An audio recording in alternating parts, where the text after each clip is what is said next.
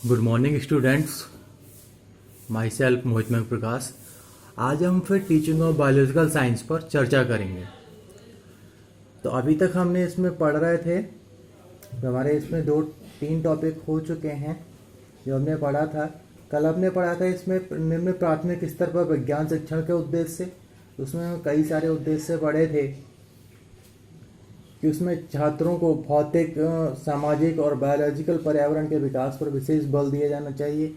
ऐसे कई सारे पॉइंट्स हमने पढ़े थे। फिर हमने पढ़ा था उच्च प्राथमिक स्तर पर विज्ञान शिक्षण के उद्देश्य, यानी उच्च प्राथमिक उद्देश्य स्तर पर विज्ञान शिक्षण के उद्देश्य क्या हैं, वो हमने पढ़े थे। तो आज हम पढ़ेंगे माध्यमिक स्तर पर विज्ञान शिक्षण के उद्देश्य, objectives of teaching science at secondary stage. तो इस स्टेज पे क्या उद्देश्य हैं, आइए देखते हैं। माध्यमिक स्तर पर विज्ञान को मस्तिष्क के एक विषय, डिसिप्लिन ऑफ द माइंड और उच्च अध्ययन की तैयारी के रूप में पढ़ाया जाना चाहिए।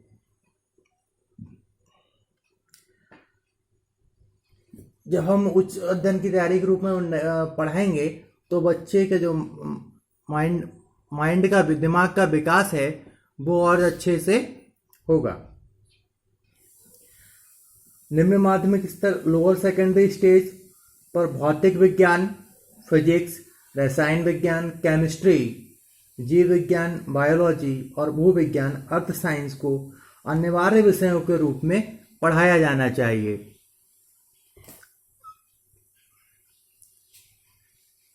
इस स्तर पर विषयों में परिवर्तन, डाइवर्सिफिकेशन ऑफ कोर्स तथा विशिष्टीकरण का प्रावधान, प्रोविजन ऑफ स्पेशलाइजेशन होना चाहिए।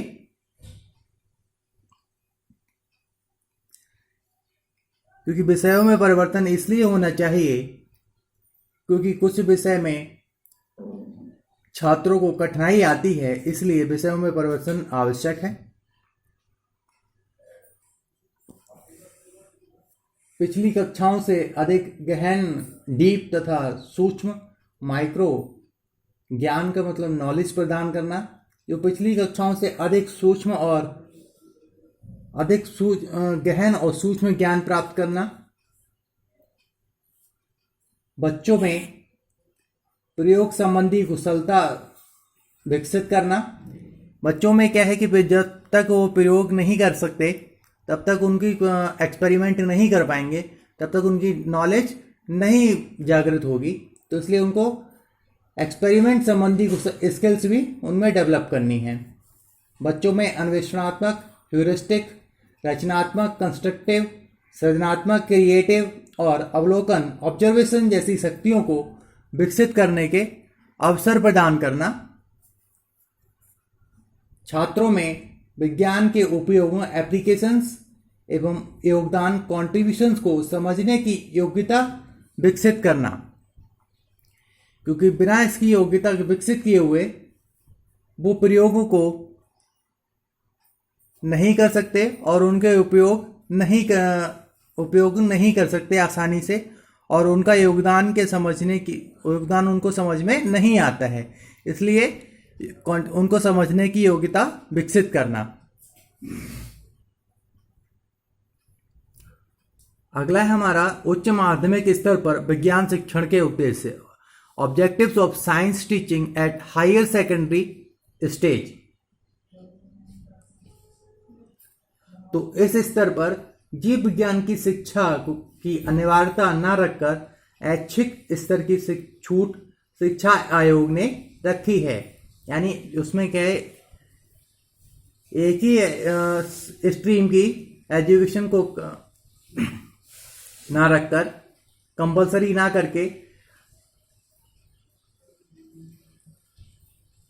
ऑप्शनल लेवल की छूट एजुकेशन कमीशन ने रखी है।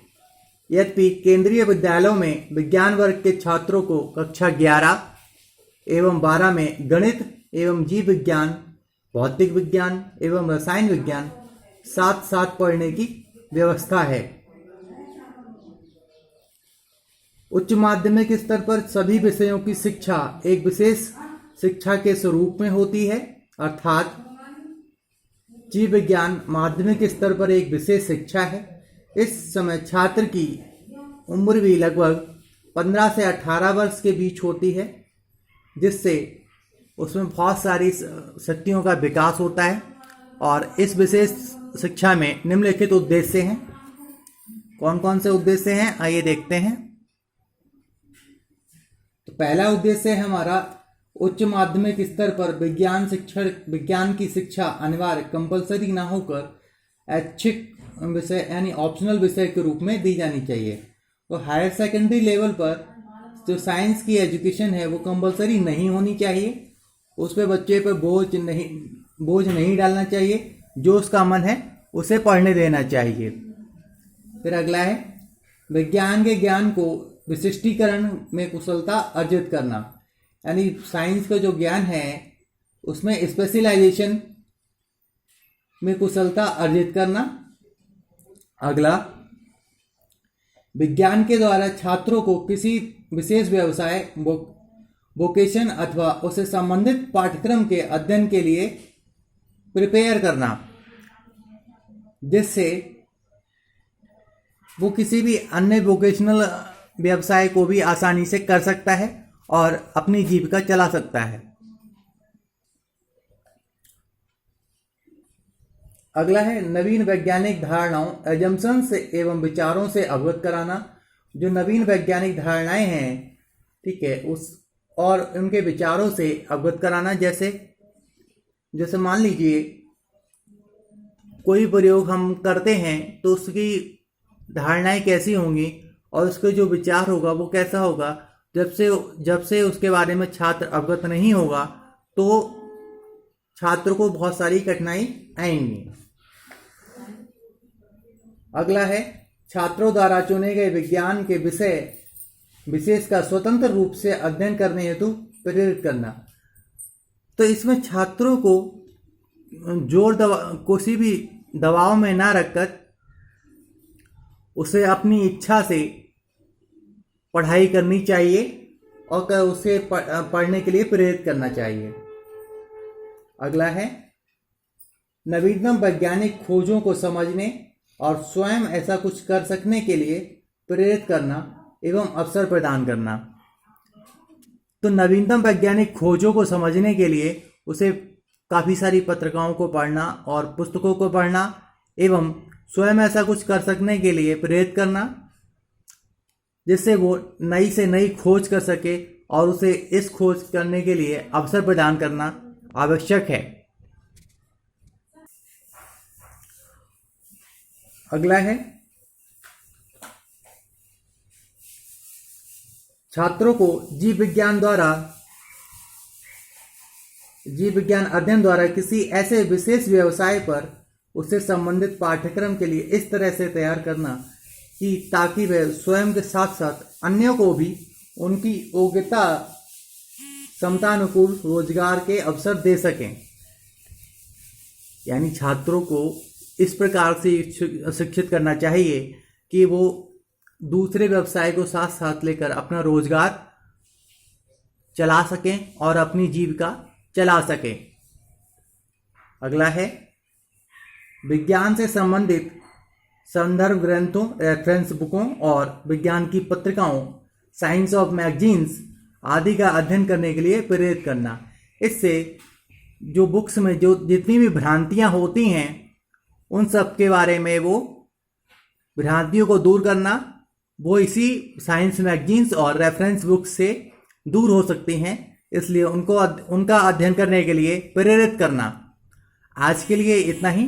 आज आपकी ये यूनिट ख़त्म होती है और कल हम नई यूनिट शुरू करेंगे।